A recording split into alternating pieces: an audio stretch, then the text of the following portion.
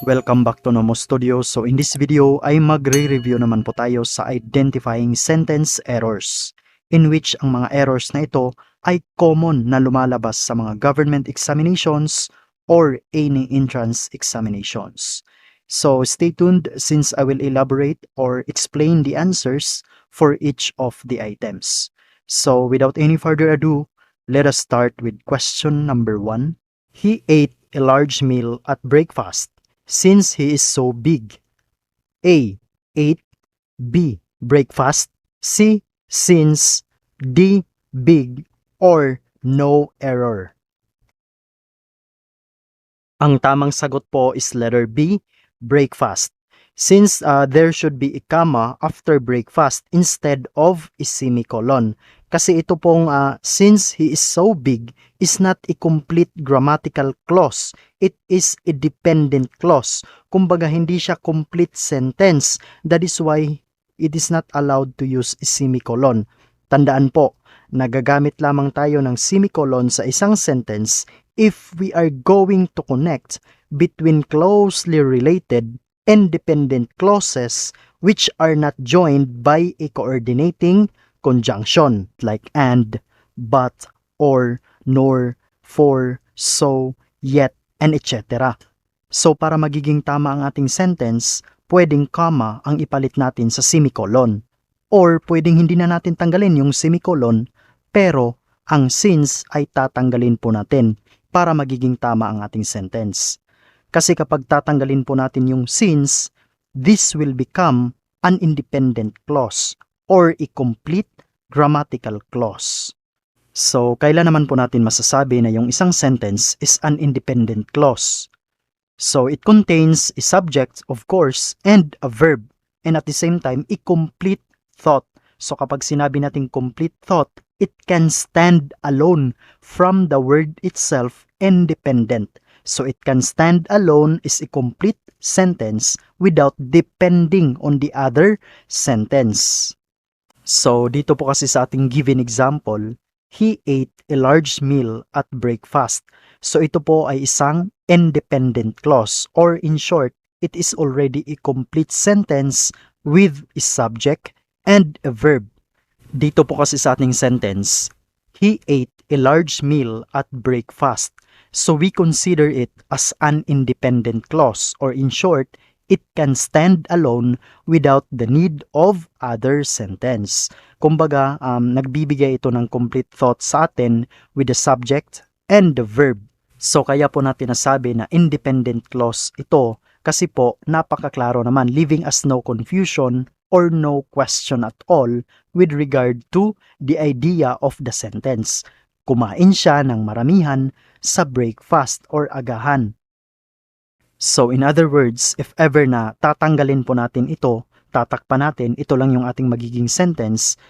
Complete sentence ba siya? Complete thought ba siya? Yes, kasi binibigyan niya tayo ng idea na yung isang tao ay kumakain ng maramihan tuwing agahan. So leaving us no confusion, no question at all. So it is an independent clause. Now, if ever tatanggalin po natin ang part na ito at ito lang yung magiging sentence natin. Ang tanong, complete sentence na ba to? Complete thought na ba to? Hindi po. Bakit? Yes, meron po siyang subject, meron tayong predicate. By the way, kapag sinabi po nating predicate, it is something, a part of a sentence that says something about the subject. Malaki yung subject. He is so big. Pero, it leaves us confusion and question. So, kumbaga, hindi natin alam kung bakit siya malaki. Sabi kasi, since he is so big. So, ano ngayon? Wala tayong idea kung bakit siya malaki, di ba? So, it leaves us confusion. So, it is a dependent clause. Or in short, it cannot stand alone as a complete sentence.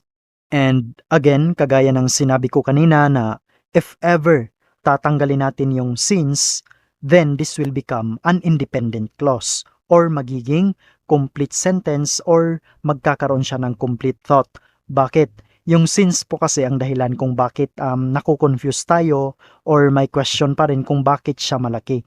Since he is so big, so questionable kung bakit siya malaki, walang dahilan because of the word since.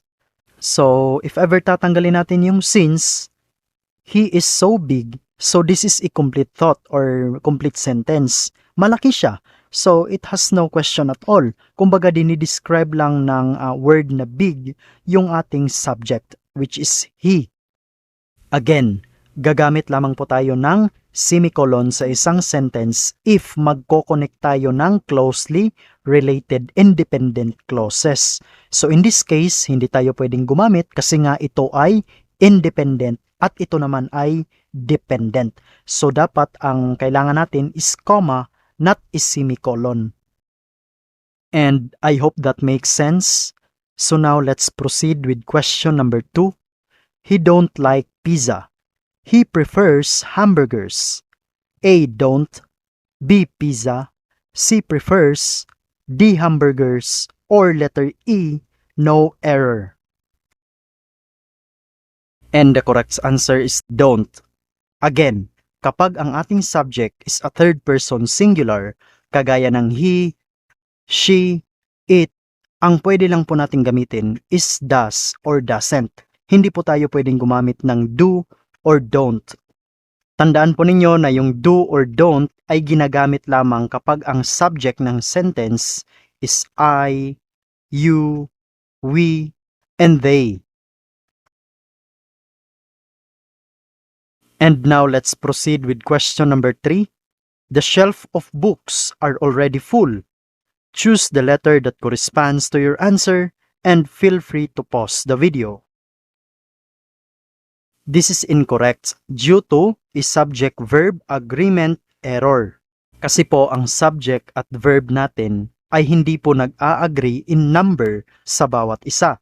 Kasi kapag sinasabi po nating subject-verb agreement, if the subject is singular, then the verb must also be singular. If the subject is plural, then the verb must also be plural. Because the shelf of books is a singular entity, and therefore, it should be paired with a singular verb as well. So therefore, ang mas appropriate na gamitin dito is singular, which is at hindi are, because yung are is for plural subject. And I know na may magtatanong po talaga kung bakit naging singular ito kasi may S po. Actually, we considered it as a singular because the subject of the sentence, which is shelf, is considered a singular noun. And the prepositional phrase of books provides an additional information about the shelf, but it doesn't actually affect the grammatical number of our subject. Kasi po ang tinutukoy natin sa sentence na ito is hindi po yung mga books, kundi yung shelf na kinalalagyan ng mga books. Pero if ever sabihin po nating the shelves of books are already full, so dito pwede tayong gumamit ng are kasi yung shelves ay plural. Maraming shelves yung tinutukoy. Kasi dito po kasi ang tinutukoy talaga natin hindi yung mga aklat, kundi yung kinalalagyan ng mga aklat. So kapag sinabing shelf, isa lang, so is ang gagamitin. Kapag shelves, marami na, so are na po ang gagamitin. Other examples po, the team of managers, the league of players. So ito po ay mga singular entity kasi tayo po ay tumutukoy sa mismong team, hindi sa mga individual managers. At dito naman, tinutukoy din po natin yung buong league, hindi yung individual players. Kaya singular entity siya. Kasi po, yung mga prepositional phrases na ito ay nagbibigay lamang ng additional information sa ating subject. Kumbaga, binibigyan lang tayo ng idea kung anong klaseng team at kung anong klaseng league ang tinutukoy. So dito, team of managers, so alam natin na isang buong team ng mga managers. At dito naman, alam din natin na isang buong league ng mga players. So now let's proceed with question number 4. I could have finished my homework, but I got distracted. Choose the letter that corresponds to your answer and feel free to pause the video. Ang tamang sagot po is letter B, of. Dito po kasi may misunderstanding or misinterpretation of a common phrase. Kumbaga yung error ay dapat ang tamang gamitin kasi ay could have, hindi po could have. Yung phrase po kasi na could have ito po yung correct way to express the possibility of completing an action in the past which was not realized due to some other factor. So kumbaga, sinasabi dito na tatapusin ko sana ang aking takdang aralin, ngunit nagambala ako. Kumbaga may expression of possibility, pero hindi natuloy kasi nga may distraction.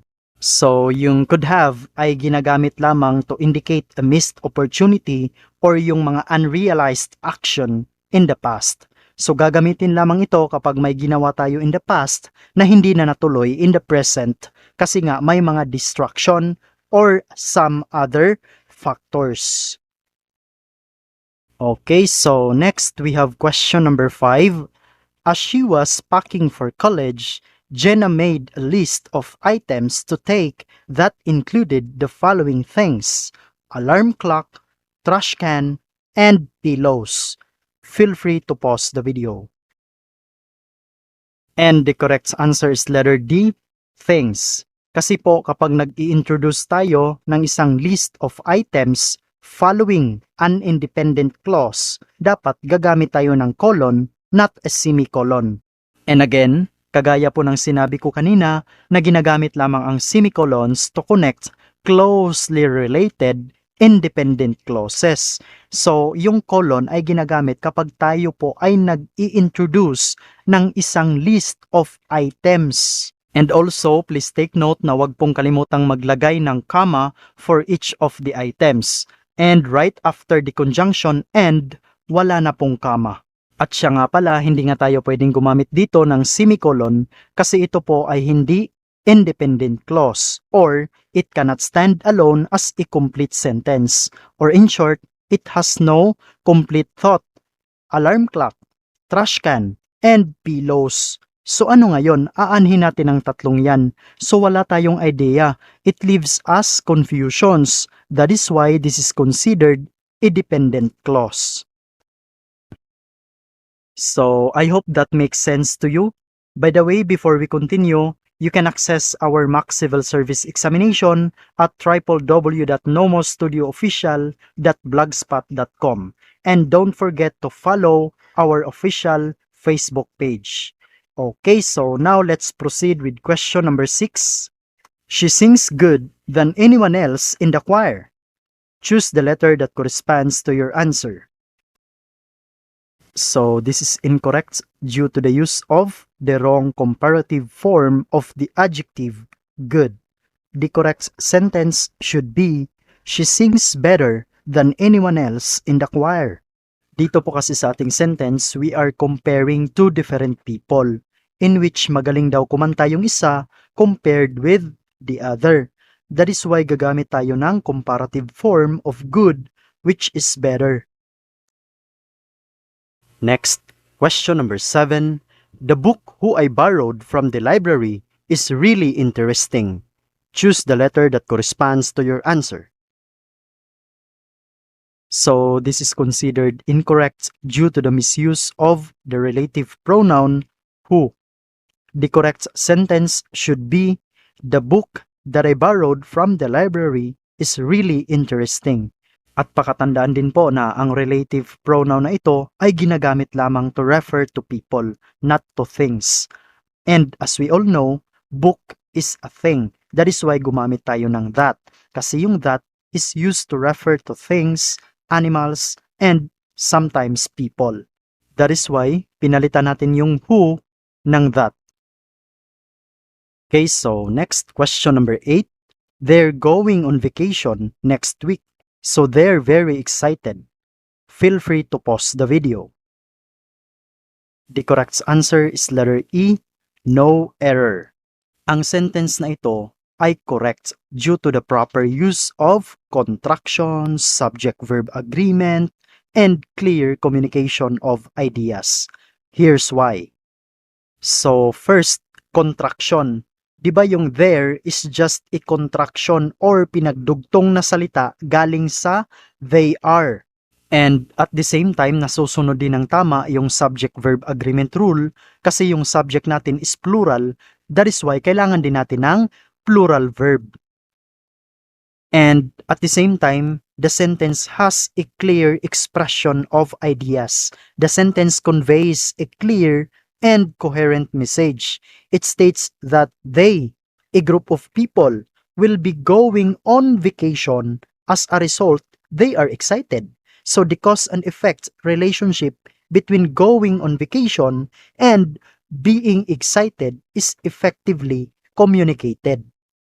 And at the same time, nasusunod din po ng tama yung proper punctuation because the sentence uses a comma to separate the two clauses which linked the cause and effect relationship. So this is the cause and this is the effect. So naging excited sila because they are going on vacation next week. Question number 9. I seen that movie last week. It was really funny. Choose the letter that corresponds to your answer. In the given sentence, we have two errors, yung letter A at yung letter C, kasi mali ang pagkagamit ng seen at yung comma. Kasi po, yung seen is the past participle form of see and is used with helping verbs like have. Example, I have seen that movie. But in this case, we need a simple past tense, saw. And at the same time, it lacks a conjunction to connect the two independent clauses. So to correct the sentence, we must use the conjunction and to create a clear and coherent sentence structure. And also, hindi po tayo pwedeng gumamit ng comma kasi itong dalawa are independent clauses. So we need to use a semicolon. Kagaya ng paulit-ulit na sinasabi natin, ginagamit lamang ang semicolon to connect closely related independent clauses. So, kumbaga para magiging tama yung sentence na ito, either sa dalawa. I saw that movie last week, semicolon, it was really funny. Or it could be, I saw that movie last week, comma, and it was really funny. And here we go with our last question. Question number 10. I have went to that museum before, and it was amazing. The correct answer is letter A, went. The correct sentence should be, I have gone to that museum before, and it was amazing. Again, kapag may has, have, or had sa isang sentence, ang kasunod na main verb ay dapat past participle form. So yung past participle form of the verb go is gone. Yung went po kasi is the simple past tense form. So ang most appropriate is gone, not went. Because yung form na have plus the past participle of the main verb, ito yung tense na ginagamit to indicate an action that started in the past and has relevance to the present moment, or to describe an action that was completed at some unspecified time before.